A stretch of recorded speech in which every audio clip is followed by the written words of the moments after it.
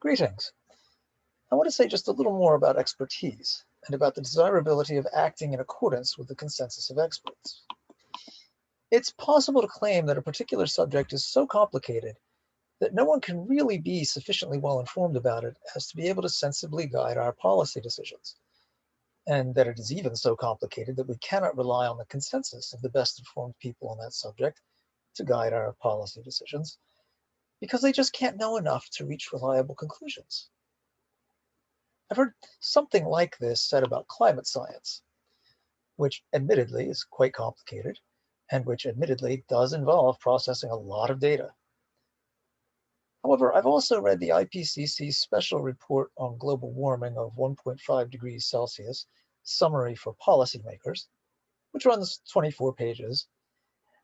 And I've noted that for statement after statement, the IPCC report indicates whether the statement was made with very high confidence, rarely, high confidence, the lion's share, or only with medium confidence, a fair number.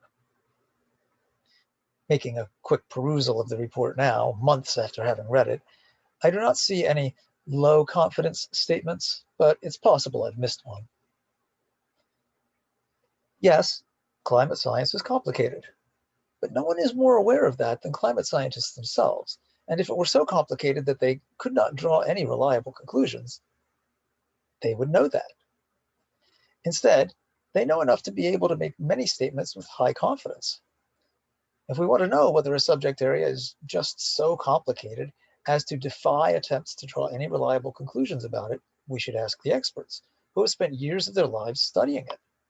And if their consensus is that many statements can be made with high confidence and others with medium confidence, then we should take both those statements and their associated degrees of confidence into account when considering public policy having to do with climate change.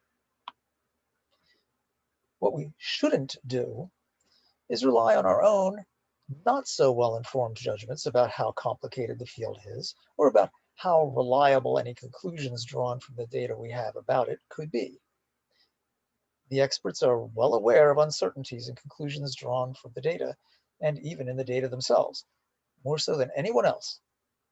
And if they are highly confident in drawing some conclusions, we should accept that those conclusions are reasonable to draw from the relevant evidence, even given the complexity of the relevant subject, rather than rejecting those conclusions because we ourselves see the relevant subject as highly complicated. Donald Trump might have said, "Healthcare is complicated. Who knew?" But in fact, everybody who knew much at all about healthcare already knew that it was complicated. It's not as though only laymen could perceive complexity. It's not as though experts couldn't see how complicated their fields of study were. And what we shouldn't do is fire off challenges in internet conversations with non-experts, and then, when the non-experts can't answer them, conclude that the challenges have no answers. We should issue those challenges to the experts, and we should listen to the experts' replies.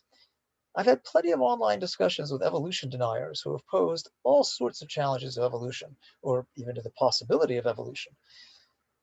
But, as I happen to know, scientists have not ignored those challenges, but have in fact given replies.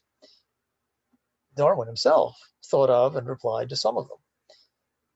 The fact that someone creating a website didn't know the answers to those challenges doesn't mean that the experts haven't actually given answers, and entirely adequate answers. Even where there is great complexity, though, acting on the basis of some information is surely better than acting on the basis of no information. It's perfectly reasonable to fear that taking the recommended action will have unintended consequences, consequences unforeseen and possibly even unforeseeable when taking the action. And it's perfectly reasonable to temporize where possible, delaying a decision while awaiting further information when delay seems harmless.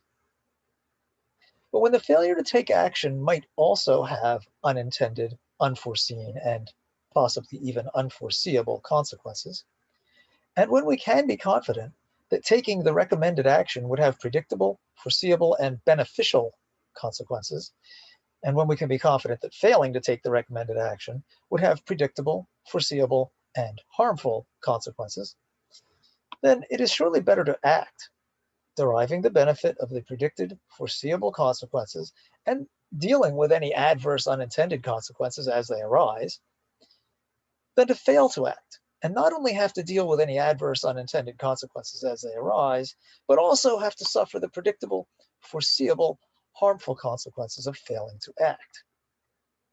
It's a simple game theoretic calculation. Known good plus unknown bad beats known bad plus unknown bad, or even known bad plus unknown good, especially when the known good far outweighs the known bad, as long as we have no way of assigning values to the unknown bad or the unknown good. You have to act on the basis of the best information available to you. It's what you would do if you were running a business or making a bet on a sporting event. And unless you're an expert yourself, the best information available to you comes from the consensus of the experts. As always, may reason and compassion be your guides.